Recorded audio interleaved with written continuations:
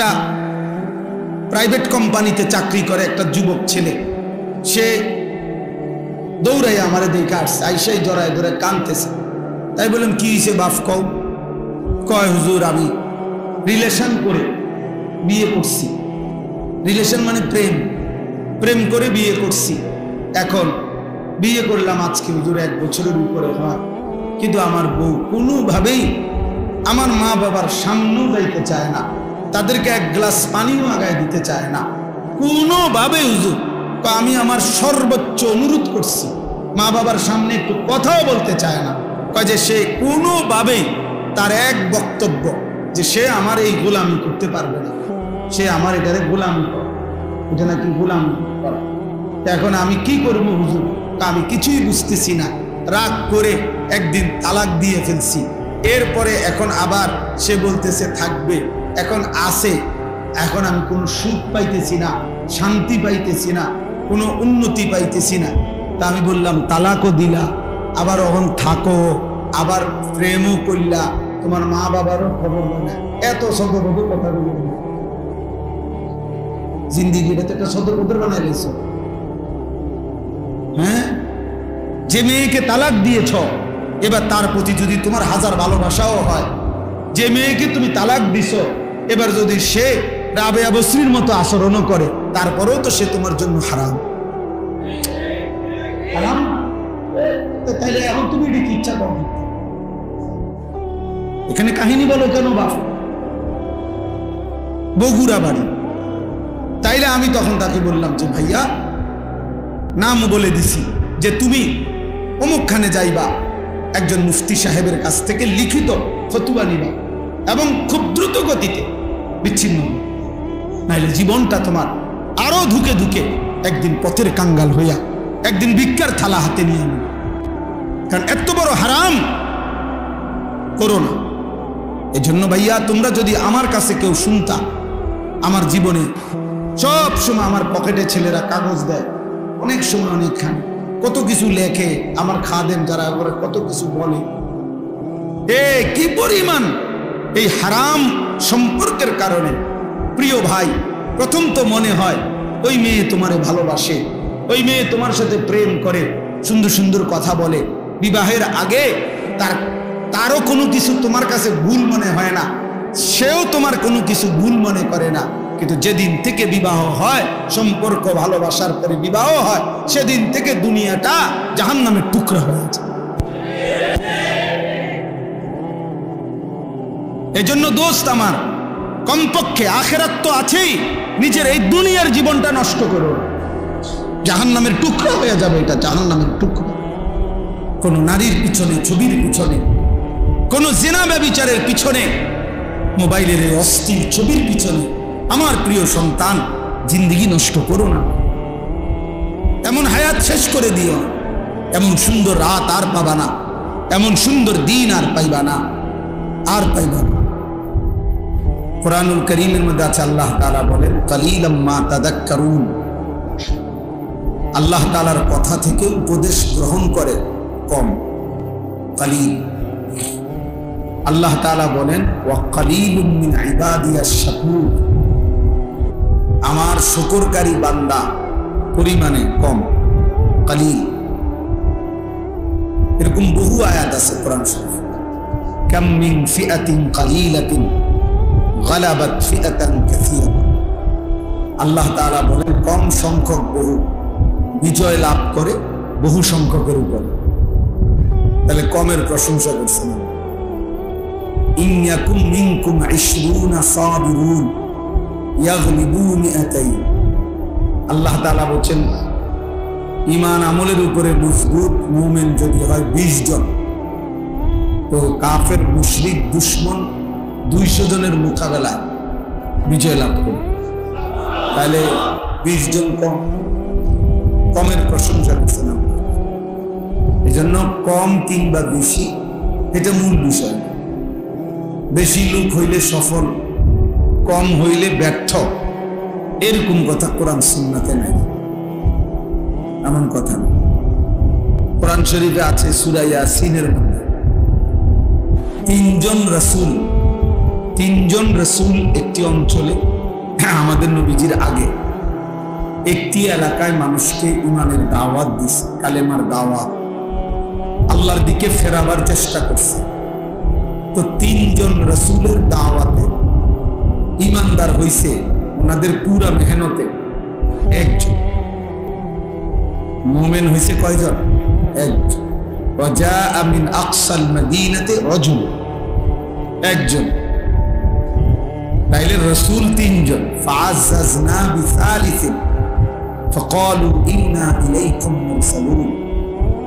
তিনজনের ধারাবাহিক মেহনতে ওনাদের উপরে অনুগত অনুসারী হয়েছে একজন।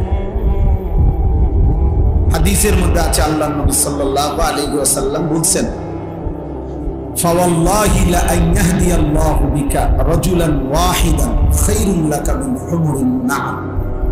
আল্লাহর কসম, তোমার দ্বারা একজন ব্যক্তি আল্লাহর পথ পাওয়া, হেদায়েত পাওয়া, নবীজি বলেন গোটা আরবের সমস্ত দামি উট লাল চিহ্ন বিশিষ্ট তোমারে হাদিয়া দেওয়া, উপঢৌকন দেওয়া, তার চাইতো কোটি গুণে উত্তম। কয়জন ব্যক্তি? রাজুলান ওয়াহিদ, একজন। এজন্য এক মানুষের ফিকিরে আল্লাহর কথা বলা দরকার। একজনের ফিকির, একজনই বদলাবে। আমি একজনের জন্যই 30 বছর মেহনত করব, একজনের জন্যই 10 বছর মেহনত। হাদিসের মধ্যে আছে আল্লাহ নবী সাল্লাল্লাহু আলাইহি সাল্লাম বলেন, হাসরের ময়দানে এমন নবীও দাঁড়াবে যেই নবীর সাথে তার ঈমানদার উম্মত হবে 3 জন। এমন নবীও দাঁড়াবে যার সাথে ঈমানদার উম্মত হবে 2 জন, ইসনান। এমন নবীও দাঁড়াবে যার সাথে তার ঈমানদার উম্মত মাআ ওয়াহিদ, একজন। এমন নবীও দাঁড়াবে হাসরের ময়দানে যার সাথে তার ঈমানদার উম্মত একজন, লাইসা মাআহু আহাদ, কেউ নেই ওনার সাথে, কেউ ঈমান আনে নাই। তাহলে ওনারা ব্যর্থ। কথা বলো, তারা এখানে সংখ্যা বিষয় না, এটা কোনো নির্বাচনী জনসভা। আল্লাহর কথা বলা, আখিরাতের ফিকির করা, জিন্দেগি সুন্দর করার চেষ্টা করা। এখানে জনপ্রিয়তা কোনো বিষয় না। সবাই চিনলে সফল, সবাই না চিনলে ব্যর্থ, এ কথা কোরআন সুন্নাতে নেই। বুঝেননি? এটা জরুরি, সবাই চিনতে হবে, জরুরি। আমারে মনে করেন 50,000 লোক চিনে, তো আমার কবর আযাব মাফ তো আল্লাহ বলে তো লাভ হলো কি? আমার 50 লাখ লোক চিনে, তো আমার কবর আযাব মাফ। এই জন্য এটা জরুরি। আর আবার মনে করেন আমার একারে 50 লাখ লোক চিনে, তো এটা আপনার লাভ, আমারে না চিনে। বুঝলেন? নিজের ভাবনা ভাবা উচিত। গত কয়েকদিন আগে এক লোক আমার এই কথাটা বলছে যে, হুজুর, আমি আপনার এই এক কথা আমার দিলে লাগছে যে সবাই আমাদের চিনলে, আমাদের না চিনছে, আমার লাভ। আমারও তো বক্তব্য এটা, তোমার লাভ কি বেড়ে? আমারে মনে করেন সারা বাংলাদেশ ছিল, তো তোমার লাভ কি? এতে তো তোমার কোনো ফায়দা নেই। এই জন্য দোস্ত, নওজোয়ান ভাই, তোমাদের কাছে এটা বুঝতে শিখো, এটা বুঝতে শিখো। আমাদের এই ইসলাহি মজলিস মূল ফিকির হলো আত্ম উপলব্ধি, ইসলাহে নফস, নিজের সংশোধন, আমার ঈমান, আমার আমল, আমার আখিরাত, আমার আখলাক, এটা ফিকির করা, এটা খুব ভাবা দরকার। কোরআনুল কারীমের মধ্যে আছে, ইয়া আইয়ুহাল্লাযীনা আমানু আলাইকুম আনফুসাকুম। আল্লাহ তাআলা বলেন, হে ঈমানদারগণ, আলাইকুম আনফুসাকুম, তোমরা প্রত্যেকেই নিজেকে আঁকড়িয়ে ধরো। আলজিমু, নিজেকে আঁকড়িয়ে ধরো, নিজেকে গড়ে তোলো। আল্লাহ বলেন, লা ইয়াদুররুকুম মান দাল্লা ইযা হাদাইতুম, যদি তোমরা তোমাদের নিজেদেরকে হেদায়েতের উপরে তুলতে পারো, এবার গোটা পৃথিবী মিলে কেউ তোমাকে পথভ্রষ্ট করতে পারবে। আমার কলিজার ভিতরে তখন আল্লাহর ভয় ঢুকবে, আমি যখন বুঝবো যে এটা হারাম, এবার গোটা পৃথিবী ল্যাংটা হইয়া নাচে, আমি তাকাবো। গোটা পৃথিবী হারামের মধ্যে ডুবে থাকুক, আমি থাকবো। মনে করেন আমরা 5 ভাই 3 বোন, তাহলে আমরা 8 জন ভাই বোন কুমিল্লা শহরের একবার মেইন টাউনে আমরা বড় হয়েছি। আমার আব্বা কুমিল্লা শহরের প্রাণ কেন্দ্রে একটা মসজিদে ইমামতি করতেন, প্রাইমারি স্কুলে মাস্টারি করতেন। 43 বছর বাবা এক মসজিদে ইমাম ছিল। তো একবারে শহরের প্রাণ কেন্দ্র। এখন আমাদের ঘরের 4 দিকে সব বাসাতেই টেলিভিশন চলত, নাচ গান চলত। তো এর মাঝখান দিয়ে আমাদের একটা ঘর, সেই ঘরেই তো আমরা 40 বছর ছিলাম। যে আমার আব্বা মাও ছিল, আমরাও ছিলাম, বড় হলাম সব ভাই বোন। আমাদের ঘরে তো 40 বছরে কোনো দিন টেলিভিশন চালাইতে পারে না। আমাদের জিন্দেগি চলছে না, আমার বাবার জিন্দেগি চলছে না। তো বাবার সিদ্ধান্ত নিছে যে এই হারাম করা যাবে না। তো এবার গোটা মহল্লাবাসী সবাই ফুল সাউন্ড দিয়েও যদি ব্যাকসেট চালায়, তা আমার সমস্যা। আমি তো জানি এটা হারাম। সবাই ঠ্যাঙ্গালগি দিয়ে নাচতে, কি কাপড় খুললে নাচতে। আমি যখন জানি যে এটা হারাম, না জায়েজ, এটা করা যাবে না, এটা যদি আমার দিলে বসে, এবার গোটা পৃথিবী উলঙ্গ হলেও আমার কোনো সমস্যা, এটা জরুরি। এই জন্য দোস্ত আল্লাহ তাআলা বলছেন, তালেব এলেন তোমরাও ভাই মনে কষ্ট নিও না, মূলত প্রয়োজনে আরেকদিন আসবো তুমি করে আরো বেশি বলার জন্য আলাদা। কিন্তু যেহেতু ইসলাহি মজলিসে অনেক এলাকার মানুষ আসছে, আমি চাইছিলাম যে ওনারা আলাদা বসুন। আমাদের কওমি মাদ্রাসার তালেব এলেমের জিন্দিগিটাই তরবিয়ত, আলহামদুলিল্লাহ। আমরা মাদ্রাসার নিজামগুলো এভাবে সাজাই যে আমাদের বাচ্চা ইচ্ছা করলেও দাঁড়াইয়া ফেশা করতে পারে, আমাদের বাচ্চারা ইচ্ছা করলেও দস্তরখান ছাড়া খানা খাইতে পারে, আমাদের বাচ্চারা ইচ্ছা করলেও মেসওয়াক ছাড়া ওযু করতে পারে। তাহলে আলহামদুলিল্লাহ দিবারাত্রি মাদ্রাসার নিয়মটাই সুন্নতে ভরা, তরবিয়তেই ভরা। এই জন্য আলহামদুলিল্লাহ ইসলাহের ফিকির তালেব ইলমদের জন্য উস্তাদরাই সম্মিলিতভাবে সর্বদাই করে থাকে। এই জন্য আওয়াম সাধারণ মানুষ যারা আছে তাদের ইসলাহের ফিকির খুব দরকার। তাদেরকে মাঝে মাঝে এরকম বসানোর দ্বারা, এই 2-4 কথা শুনবার দ্বারা, বলার দ্বারা আস্তে আস্তে দিল তৈরি হবে। এক কথাতে কেউ বদলায়া যাবে না, কিন্তু অব্যাহত বলতে থাকলে তো নিয়ম হলো, যদি কোনো পাথরের উপরেও যদি ধারাবাহিক বৃষ্টির পানির ফোঁটা পড়তে থাকে, একদিন দেখা যায় ওই পাথরটার মধ্যে ছিদ্র হয়ে গেছে, একটু ডাইবা গেছে। তাহলে যদি পাথর নরম হয়ে যায়, ছিদ্র হয়ে যায় ধারাবাহিক পানি পড়ার কারণে, তো ধারাবাহিক আল্লাহর কথা শুনতে শুনতে বলতে বলতে একদিন পাথর দিল মানুষের জিন্দগি বদলায় যায়, বদলাইয়ে যায়। এই জন্য মূল ফয়সালা তো আল্লাহর হাতে। তো বলতেছিলাম নওজোয়ান ভাই বাবারা সবার কাছে, আল্লাহ তাআলা বলছেন আলাইকুম আনফুসাকুম, নিজেকে ধরো, নিজেকে গড়ো। তাহলে তুমি যদি হেদায়েতের উপরে ওঠো, তো এবার গোটা পৃথিবীর কেউ আর তোমাকে পথভ্রষ্ট করতে পারবে না। ইয়া আইয়ুহাল্লাযীনা আমানু কু আনফুসাকুম ওয়া আহলিকুম নারা। আল্লাহ তাআলা বলেন, হে ঈমানদারগণ, তোমরা প্রত্যেকেই নিজেকে জাহান্নামের আগুন থেকে বাঁচাও, অতঃপর নিজের পরিবারের সদস্যদেরকে জাহান্নামের আগুন থেকে বাঁচাও। তাহলে 1 নম্বরে আল্লাহ তাআলা বললেন নিজেকে জাহান্নামের আগুন থেকে বাঁচাও, নিজেকে বাঁচাও। তাহলে এই নিজের দিকে নজর রাখা, নিজের ফিকির করা, প্রিয় ভাই বাবা, এটা জরুরি বিষয় বুঝা।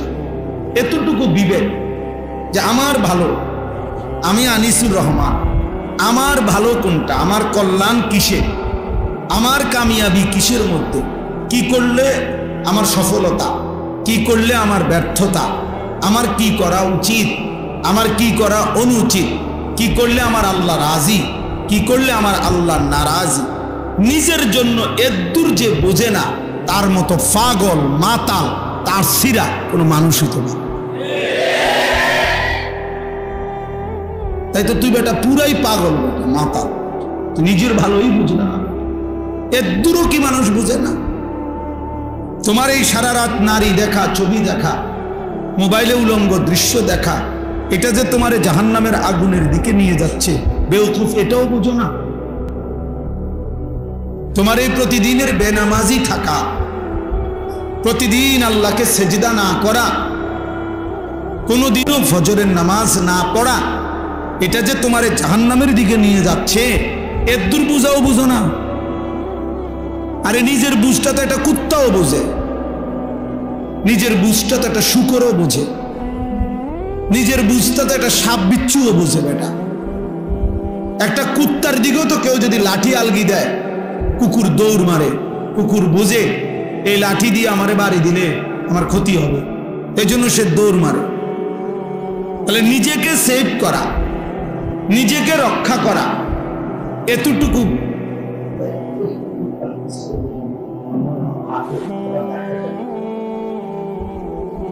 জি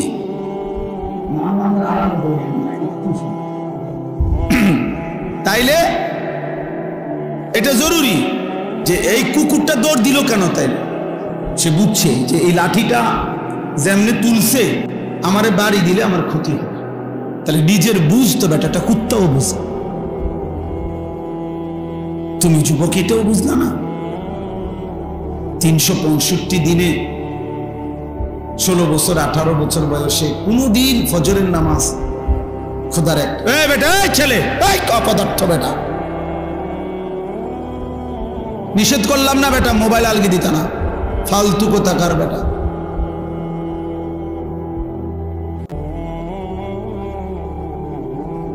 সাবধান, আমি ছেড়ে দই না মানুষ না, আমি বললাম না বিয়ে দরকার হলে আর কোনোদিন বলবো না, কিন্তু একদিন বলছি, একবার বলছি, একবার বুঝ করেই বল। খামখেয়ালির এক জিন্দিগি বানায় নিছি আমরা বিয়ে। নওজোয়ান ছেলে তোমরা, মাত্র 16 বছর বয়স, 14 বছর বয়স, 18 বছর বয়স, বাবা এই এত অল্প বয়সে যদি আল্লাহকে মোটেই মনে না পড়ে, 18 বছর হয়েছে না বেটা তোর, তুই যদি এখনই এক ওয়াক্ত নামাজ না পড়স, তাইলে বাকি জিন্দিগি জানোয়ার তুই করবি কি বেটা? আরে বেটা হাইওয়ান, তুই বাকিটা হায়াত করবি কি বেটা? মাত্র 16 বছরে এত অল্প বয়সে আল্লাহরে এভাবে ভুলে গেলি বেটা, এত কম বয়সে, মাত্র 18 বছর বয়সে এত নারী দেখে ফেললা, এত কম সময়ে এত উলঙ্গ ছবি দেখে ফেললা, হায় হায় জানোয়ার, বাকি জিন্দিগি চালবে কেমনে? হ্যাঁ, যদি বলো জানোয়ার বললেন কেন, জানোয়ার বলতো না কি জুনায়েদ বাগদাদি কইতো? সেজদাবিহীন হাইওয়ানকে কি বলতো? কথা বলেন না কেন?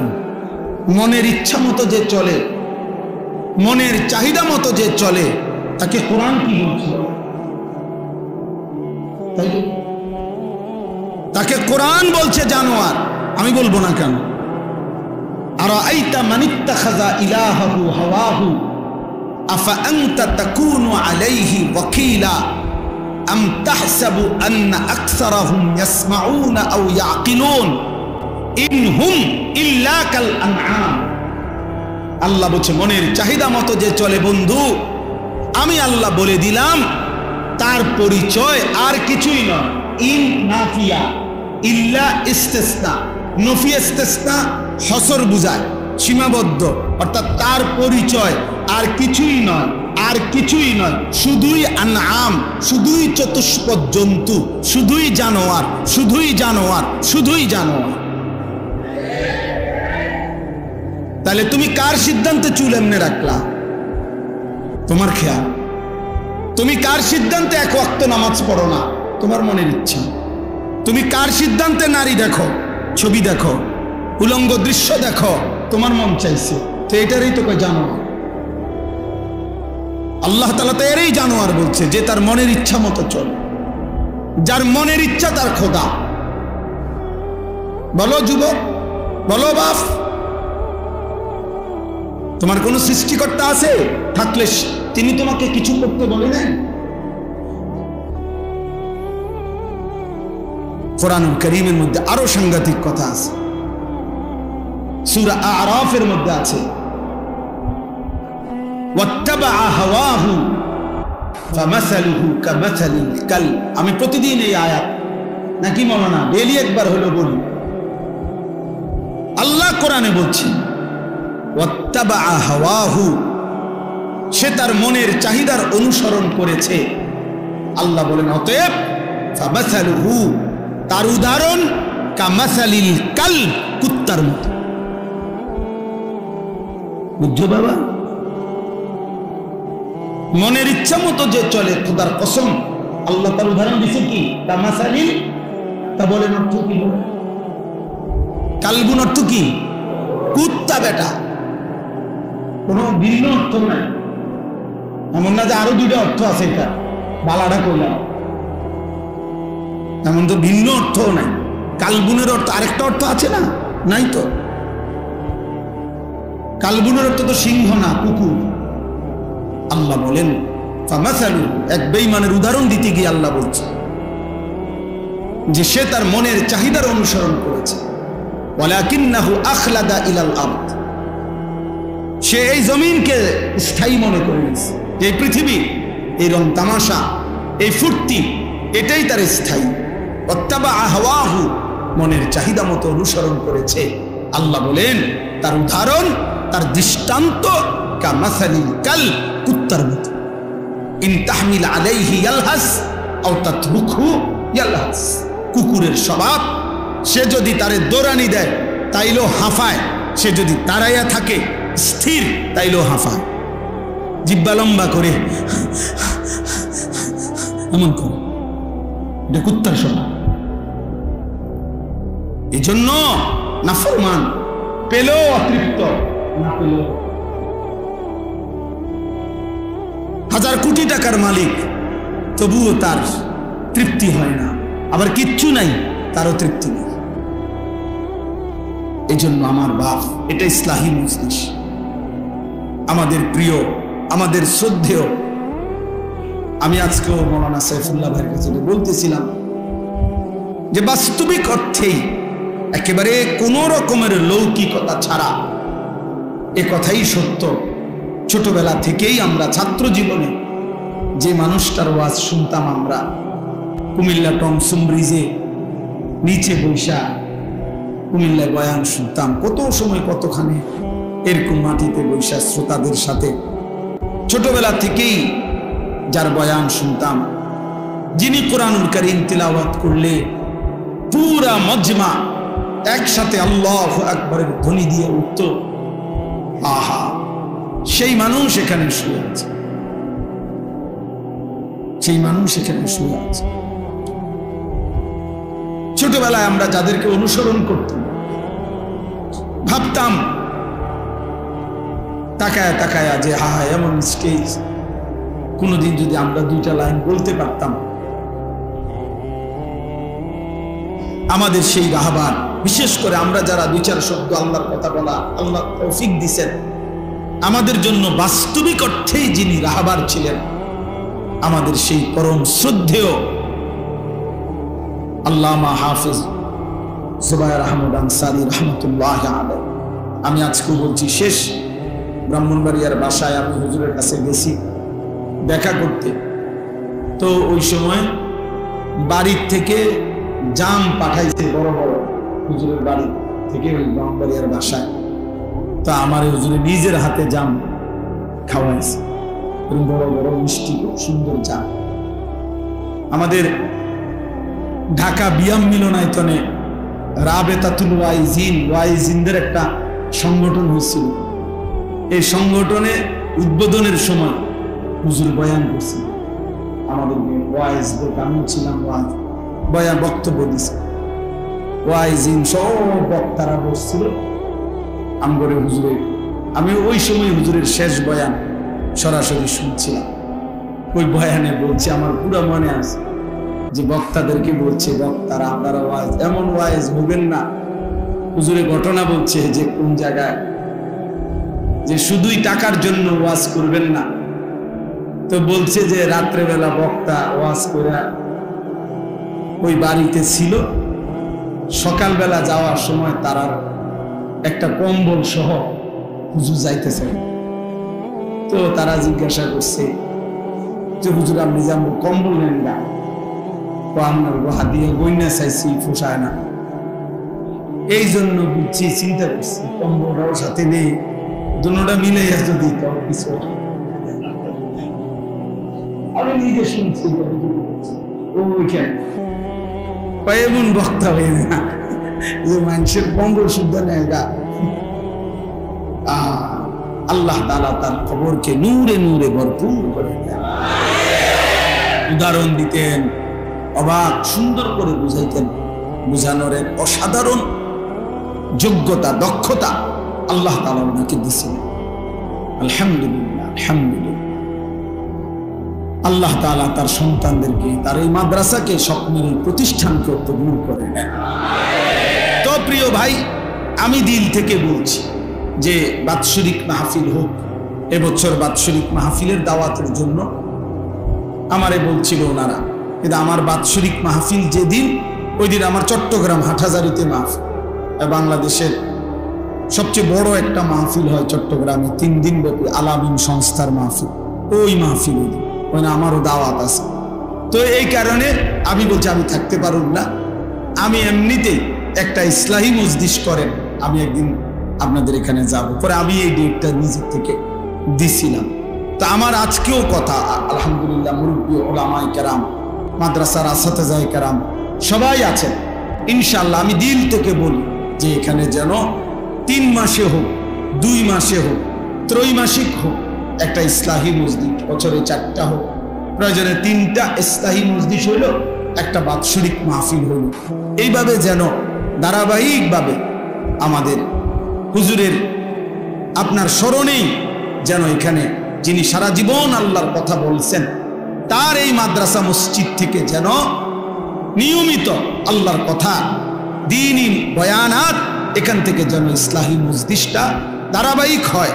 আমি ইনশাআল্লাহ, আমি নিজেও সুযোগ দেওয়ার চেষ্টা, আমার আল্লাহ তৌফিক দিলে আমিও চেষ্টা করব। আরো ওলামায়ে কেরামও আসবে ইনশাআল্লাহ। নওজোয়ান ভাই, তোমরা সবাই মিলে খোঁজ খবর নিবা এবং আন্তরিকভাবে সহযোগিতা করবা যেন এখানে একটা ধারাবাহিক ইসলাহি মজলিস চালু হয়। ঠিক আছে ইনশাআল্লাহ? সবাই রাজি ইনশাআল্লাহ? আল্লাহ তাআলা আমাদের সবাইকে তৌফিক দান করে। তাইলে আমি অনেক শক্ত কথা বলে ফেললাম, শুরুতে ধমক দিলাম। ধমক দেওয়ার মাকসাদ হলো ঠান্ডা করা। এখন মাশাআল্লাহ গরম লাগলো, তোমরা সব ঠান্ডা হয়ে গেছে। আল্লাহ তাআলা সবাইকে কবুল করে। প্রিয় ভাই, তুমি আসছো দেখা তোমারে শক্ত কথা বলছি, কিন্তু তোমারে আল্লাহ এতটুকু তো যে আল্লাহর কথা শুনবার সুযোগ হয়েছে, আল্লাহর কথা তো কানে পড়ছে, তা আল্লাহ তৌফিক দিলে একদিন বদলায়ও যাবে ইনশাআল্লাহ। ये कदम उठता नहीं उठाता है, इस कलम और किसी कलम की आता है। ভারতের একজন বিশ্ববিখ্যাত কবি ছিলেন জিগার মুরাদাবাদী রাহমাতুল্লাহি আলাইহি, হাকিমুল উম্মত মুজাদ্দিদুল মিল্লাত হযরত মাওলানা শাহ আশরাফ আলী থানভী রাহমাতুল্লাহ আলাইহির খাস মুরিদ ছিলেন।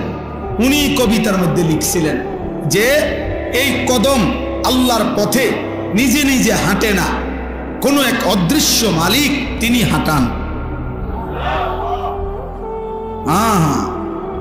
তাইলে ये कदम उठता नहीं उठाता है। এবং তিনি বলেন আল্লাহর কথা যেই কলম লেখে, এই কলম নিজে নিজে লেখে না, বরং লৌহে মাহফুজের কলম থেকে কালি নিয়ে এই কলম লিখতে থাকে। ইস কলম और किसी कलम की आता है। ভিন্ন আরেকটা কলমের দান এই কলমের লেখা, এই কলম। এজন্য আল্লাহ তাআলা আমাদেরকে আসবার তৌফিক দান করেছেন, বলেন আলহামদুলিল্লাহ। আল্লাহ তাআলা এই ইসলাহি মজলিস কবুল করে নেন। তাইলে আমার ভাই, মূল বক্তব্য, প্রথম কথা হলো এটা যে এই ইসলাহি মজলিস মানে হলো ইসলাহে নফস। নিজের ফিকির, নিজের সংশোধন, আমার ঈমান, আমার আমল, আমার মুআমালাত, আমার মুআশারাত, আমার আখলাক সংশোধন করতে হয় 5 জিনিসে। কয় জিনিসের সংশোধন? 1, নিজের ঈমান, আমার ঈমান বিশ্বাস ঠিক করা, আমার বিশ্বাসের মধ্যে, আমার ঈমানের মধ্যে যেন কোনো কুফর না আসে, শিরিক না আসে, নেফাক না আসে। ঈমান হবে কুফর মুক্ত, ঈমান হবে শিরিক মুক্ত, ঈমান হবে নিফাক মুক্ত। এটা সংশোধন জরুরি, সংশোধন জরুরি। এক মানুষের জীবনের সবচেয়ে বড় সম্পদ ঈমান। ঈমান ঈমান যদি হারায় তো পৃথিবীর সবগুলো ভালো কাজও খোদার কসম কেউ করলে আখিরাতের বিচারে 1 বিন্দু 1 জাররা কোনো বিনিময় পাবে, বিনিময় পাবে। মান আমিলা সালিহান মিন যাকারিন আও উনসা ওয়া হুয়া মুমিন। আল্লাহ তাআলা বলেন, পুরুষ কিংবা নারী যেই নেক আমল করে, তবে শর্ত হইল ওয়া মুমিন, ঈমান ঠিক অবস্থা, ঈমান অবস্থায়, ঈমান অবস্থায় পুরুষ কিংবা নারী যেই নেক আমল করবে, ফালা নুহইয়ান্নাহু হায়াতান তাইয়্যিবা, আমি আল্লাহ তাকে দুনিয়াতেই একটা উত্তম পবিত্র আরামের জীবন দান করব। ওয়ালা নাজজিয়ান্নাহুম আজরাহুম বিআহসানি মা কানু ইয়ামালুন, এবং আমি আল্লাহ তার প্রত্যেকটা নেক আমলের বিনিময়ে আখিরাতে জান্নাতের সর্বোত্তম বিনিময় দান করব। তাহলে শর্ত হলো ঈমান। শর্ত হলো কি? কোরআনে আছে, ওয়ামান আরাদাল আখিরাতা ওয়া সাআলাহা সাইয়াহা ওয়া হুয়া মুমিন ফাউলাইকা কানা সাইহুম মাশকুরা।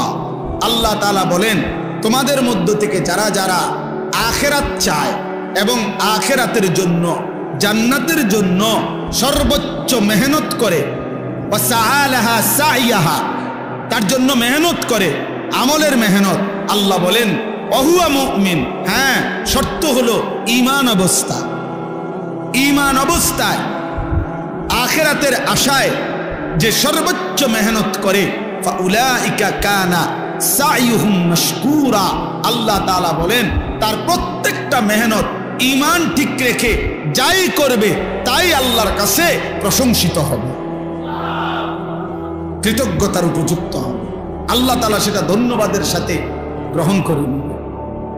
এজন্য ঈমান আমাদের সংশোধন জরুরি। আমার অজান্তে যদি আমি ঈমান হারা হয়ে যাই, কোনো কথা দ্বারা, কোনো শব্দ দ্বারা, কোনো বিশ্বাসের দ্বারা, কোনো আচরণের দ্বারা যদি আমার শিরিক হয়, কুফর হয়, নিফাক হয়, প্রিয় ভাই, প্রিয় বাপ, সবার জন্য, আমার জন্য, তাইলে আমার আখিরাত বরবাদ, তাইলে আমার আখিরাত বরবাদ।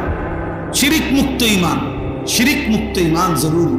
এজন্য শুধুমাত্র কালেমা লা ইলাহা ইল্লাল্লাহ এটা আমি মুখস্থ বলতে পারি, এতটুকুই যথেষ্ট না।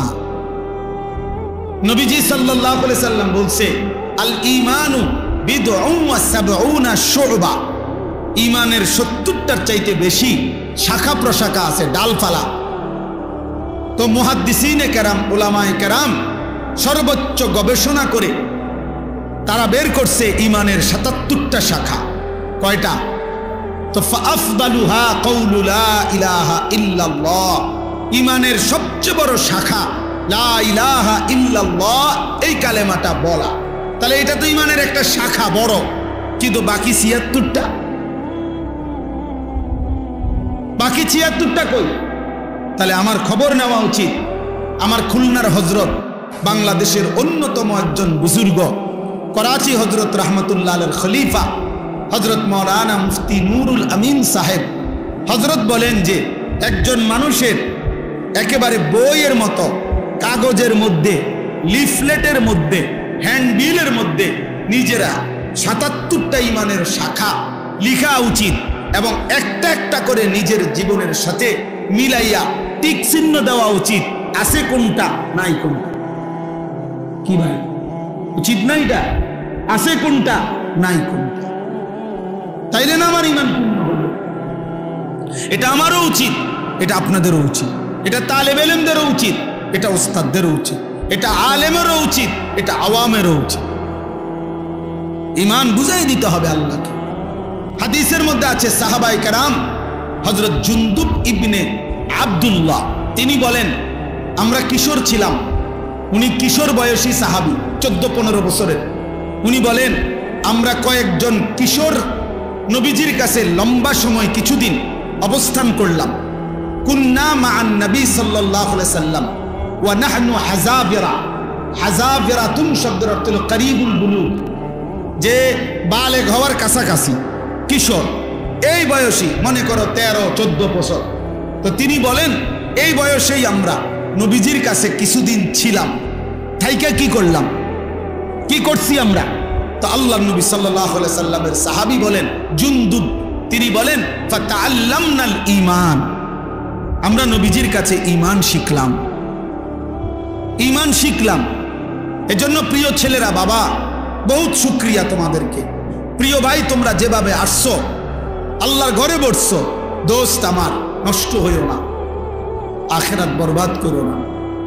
এই সামান্য একটা নারী দেখতে দেখতে এমন সুন্দর জীবন শেষ করো না। নারী এমনি মিলে যায়।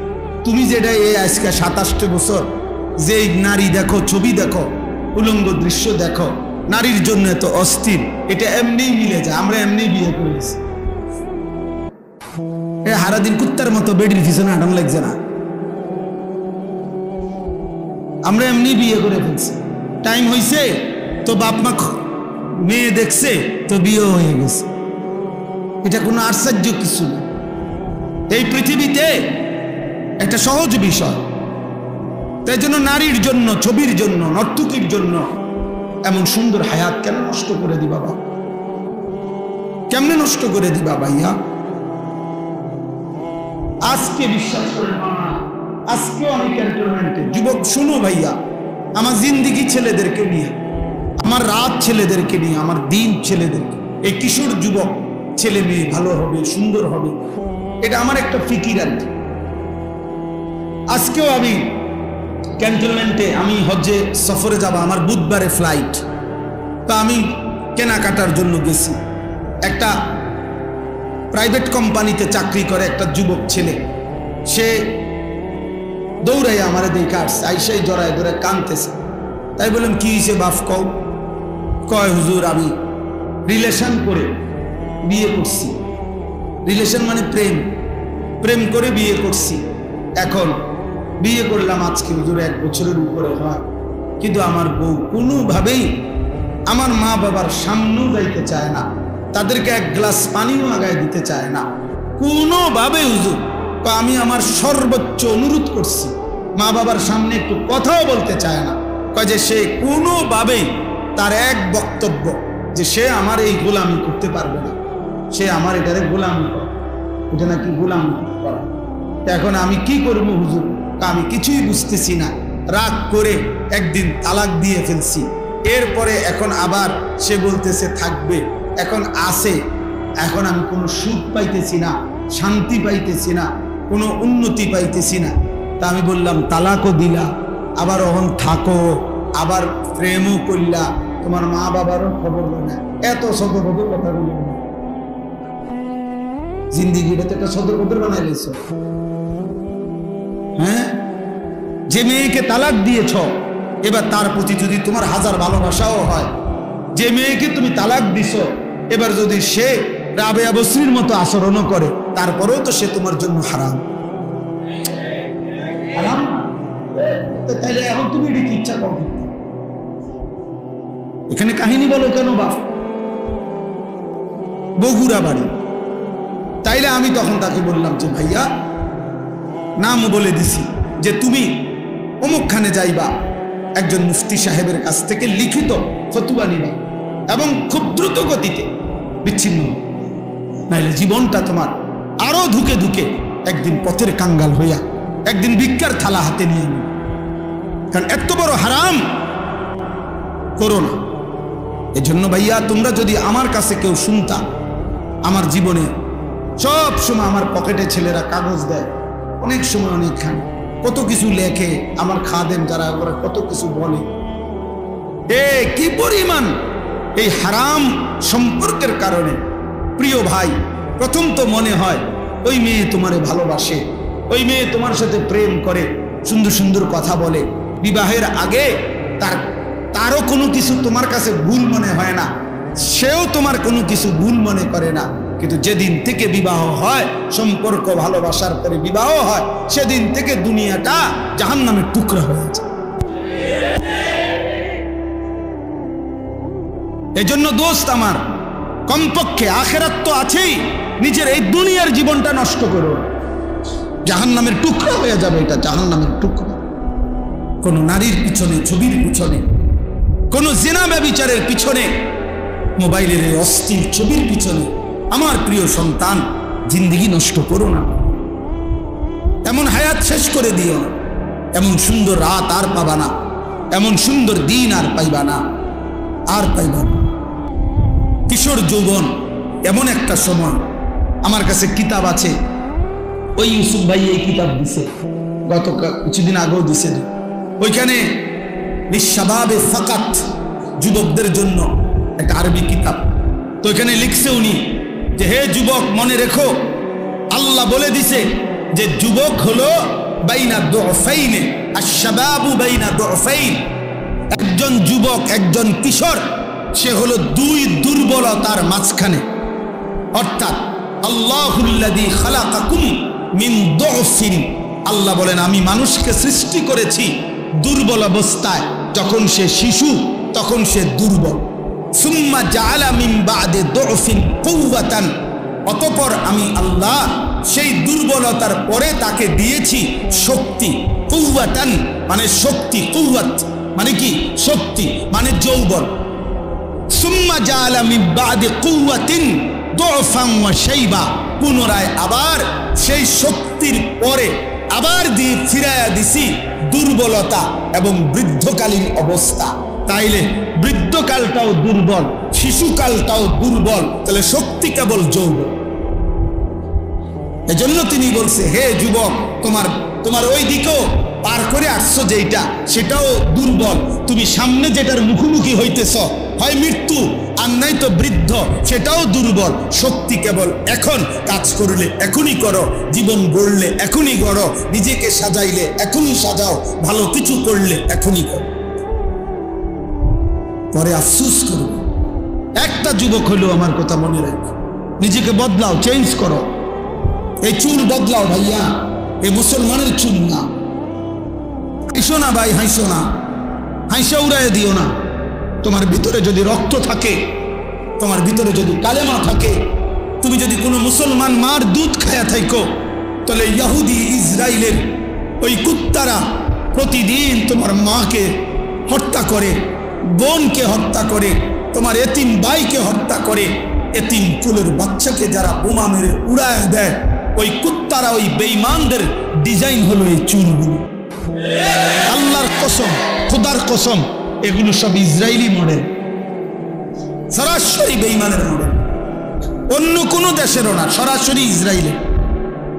রাসূলুল্লাহ সাল্লাল্লাহু আলাইহি ওয়াসাল্লামের 23 বছরের এই মেহনতের বিনিময়ে হযরত আয়েশা রাদিয়াল্লাহু তাআলা আনহা বলেন যে, জগৎবাসী শুনো, আমি দেখছি সারাটা রাত তিনি উম্মতের জন্য কাঁদছেন। হাত্তা তাওয়াররামাত কাদামাহু, দুইটা পাও, কদম দুইটা পাও, তাওয়াররামাত মানে হলো ফুলে ফুলে গেছে, দুইটা পাও ফুলে ফুলে গেছে। এজন্য তালেবে ইলম আমরা, মাদ্রাসার ছাত্র, আমরা নিয়ত করো যে এই পৃথিবীর কেউ আসুক বা না আসুক, আল্লাহর দ্বীনের জন্য আমরা লড়ব ইনশাআল্লাহ। কলিজার এক ফোঁটা থাকতে আমরা ইনশাআল্লাহ কোরআন বিরোধী, সুন্নাহ বিরোধী, ইসলাম বিরোধী কোন কাজ বাংলাদেশে বাস্তবায়ন হতে দেওয়া হবে না ইনশাআল্লাহ। এজন্য নারী সংস্কার কমিশনের এই অন্যায় দাবি বাংলার জমিনে বাস্তবায়ন হবে না ইনশাআল্লাহ। এদেশের কওমি মাদ্রাসার তালেবে ইলম এখনো বেঁচে আছে, হেফাজতে ইসলাম এখনো আছে, এদেশের লক্ষ লক্ষ উলামায়ে কেরাম কলিজার খুন দেবে প্রয়োজনে, কিন্তু আল্লাহর জমিনে, বাংলার জমিনে কোরআন সুন্নাহ বিরোধী নাস্তিকদের দোষের কোনো আইন বাংলাদেশে বাস্তবায়ন হবে না ইনশাআল্লাহ। বাংলাদেশে উলামা বিদ্বেষী যে কেউই সে নিশ্চিত ইনশাআল্লাহ বেইজ্জতি হবেই হবে, হবেই হবে, হবেই হবে, হবেই হবে ইনশাআল্লাহ। এজন্য কিশোরগঞ্জের এক বেয়াদব নেতা নামের এক বেয়াদব ফজলুর রহমান নামের এক পাগল, এক মাতাল বাংলাদেশে ওলামায়ে কেরামকে বিদ্রুপ করছে। এই বেয়াদব ইনশাআল্লাহ প্রকাশ্য জমিনে বাংলাদেশে বেইজ্জতি হবেই হবে ইনশাআল্লাহ। এই বেইজ্জতি, ওই বেয়াদব বাংলাদেশের ওলামায়ে কেরামকে প্রচন্ডভাবে বিদ্রুপ করছে। আমরা নারী সংস্কার কমিশন কোরআন সুন্নাহ বিরোধী প্রস্তাব পেশ করছে, আমরা এটার বিরোধিতা করলাম কেন? তার গাও ঝুলছে, সে তসলিমা নাসরিনের লেগে মায়া দেখায়, তার কাছে তসলিমা নাসরিনের প্রতি দরদ, ওলামায়ে কেরামের প্রতি বিদ্বেষ। কত বড় নাফরমান!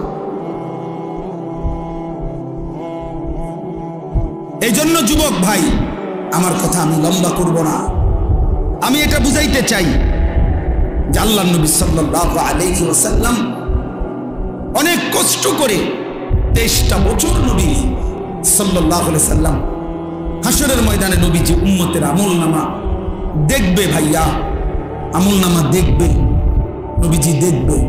ফাকাইফা ইদা জিনা মিন কুল্লি উম্মাতিন বিশাহিদ ওয়া জিনা বিকা আলা হাউলা'i শাহীদা। এই আয়াতের তাফসীরের মধ্যে আছে সূরা নিসা। নবী সাল্লাল্লাহু আলাইহি ওয়াসাল্লামের সামনেও উম্মতের আমলনামা উন্মোচিত হবে, নবীজি দেখবেন, তোমারও আমারও। তো নবী যখন দেখবেন, আহা আমার উম্মত সেই উম্মত যার আমলনামার মধ্যে 365 দিনের এক বছরে কোনদিন ফজরের নামাজ পড়ে নাই। আল্লাহর নবী বলবেন, উম্মত এটা কি আমলনামা?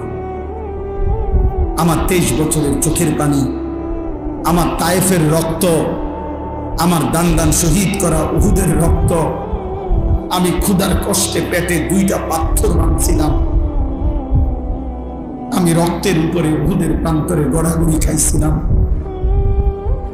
তাইলে আমার এই রক্ত, চোখের পানি, ক্ষুধার কষ্টের বিনিময়ে এই আমলনামা? দিন রাত নারী, ছবি, মদ, জুয়া, জিনা, ব্যভিচার, সুদ, ঘুষ, হারাম উপার্জন, এর জন্য আমার এত কান্না। বলো ভাই, কি জবাব হবে? বাবারা বলেন, কি জবাব দিবেন? 30 বছর যিনি সুদ খাইতেছেন, আপনি কেমনে দাঁড়াইবেন? 30 বছর ধরে, 60 বছর ধরে যিনি বিড়ি সিগারেট খান, আপনি নবীজির সামনে কেমনে দাঁড়াইবেন? 60 বছর বয়সেও যারা রঙিন টেলিভিশনে নাচ গান দেখেন, আপনি কেমনে দাঁড়াবেন? কি বলবেন? এই বলেন না, কি বলবেন বলেন? আজকে 20 বছর 25 বছর ধরে যার স্ত্রী বেপর্দা, আপনি স্বামী, মুসলমান স্বামী, কেমনে আল্লাহর সামনে দাঁড়াবেন? যার ছেলেটা 18 বছর 20 বছর, আপনি জীবিত বাপ জীবিত থাকতে, মা জীবিত থাকতে ছেলেটা কোনোদিন ফজরের নামাজ পড়ে না, একটা হাইওয়ান জানোয়ারের মতো ঘুমায় থাকে। আহা, ওই বাপ কি বলবে আল্লাহ? কি বলবে? সংসার মানে কি? সংসার মানে খাট পালং, সংসার মানে সোফা, সংসার মানে তো স্ত্রী সন্তান। মানুষ তো সংসার বলে স্ত্রী সন্তানকে। কেউ যদি বলে আমি আমার পরিবার নিয়ে বেড়াইতে আসছি, মানে আমার যে খাট পালং, সোফা টোফা ইডি লইয়া বেড়াইতে আসছি, ঠিক না? তো কি বউ বাচ্চা নিয়ে আসছি? কথা বলেন না কেন? মানুষ যখন কথায় কথায় বলে যে আমি পরিবার নিয়ে আসছি বেড়াইতে, অর্থ কি? বউ বাচ্চা নিয়ে আসছি। তাহলে পরিবার বলে কাকে? বউ বাচ্চাকে। সংসার বলে স্ত্রী সন্তানকে। তাহলে তারাই যদি নাফরমান হয়, স্ত্রী যদি পর্দানশীল না হয়, ছেলে যদি নামাজ না পড়ে, মেয়ে যদি পর্দা না করে, ফুতে যদি হারাম রোজগার করে, সবাই মিল্লা যদি আল্লাহর নাফরমানি করে, তো খাট পালং আর সোফা ফার্নিচার, টাইলস আর বাথরুম দিয়ে হবে তাকে? বলে কেমনে হবে ভাইয়া? এই জন্য আজকে আমরা এটা ইনসাফের সাথে আজকে ফিকির করি। আমি অন্য প্রসঙ্গ বলতে চাইছিলাম, মূলত কোরবানির কথা বলতে চাইছিলাম, এজন্য ফাসাল্লি লিরাব্বিকা ওয়ানহার এটা পড়ছিলাম সূরা কাউসার, আর লম্বা করব না। সূরা কাউসার পড়ছিলাম ছোট্ট 3টা আয়াত। ইন্না আ'তাইনাকাল কাউসার, আল্লাহ বলেন নবী আপনাকে আমি কাউসার দিয়েছি। কাউসার শব্দের 2 অর্থ, এক হলো খাইরে কাসীর, দুনিয়া আখিরাতের অগণিত কল্যাণ আমি আপনাকে দিয়েছি। এজন্য ভাইয়া আমরা সেই নবীর উম্মত যে নবীকে আল্লাহ দুনিয়াতেও শ্রেষ্ঠ কল্যাণ দিছে, যাকে আল্লাহ আখিরাতেও শ্রেষ্ঠ কল্যাণ দিছে। এবং রাসূল এত বড় নবী, এত বড় শ্রেষ্ঠতম মায়ার নবী পেয়ে কেউ যদি পথভ্রষ্ট হয়, আফসোস করবে, আফসোস। ছেলেরা ফিরে আসো, বাবারা ফিরে আসেন। নওজোয়ান ছেলে তোমরা যারা নামাজ পড়ো না বাপ, নামাজ পড়ো। আগামীর পৃথিবীতে মাহাদির পক্ষে যদি যুদ্ধ করতে হয়, দাজ্জালের বিরুদ্ধে যদি লড়তে হয়, সেজদা লাগবে। সেজদা কি লাগবে? হাদিসে আছে ঈসা আলাইহিস সালাম আসরের নামাজের সময় নেমে আসবে জমিনে, আর ফজরের নামাজ পড়ে ইমাম মাহাদির বাহিনী নিয়ে ফজর পড়ে মাহাদি এবং ঈসা ফজরের মুসল্লি সাথে নিয়ে দাজ্জালের বিরুদ্ধে চূড়ান্ত শেষ লড়াই নামবে, শুরু করবে, এবং ওই আক্রমণেই ঈসা আলাইহিস সালামের হাতে দাজ্জাল নিহত হবে। এজন্য ফজরের মুসল্লি যারা ঈসা এবং মাহাদির সঙ্গীতা।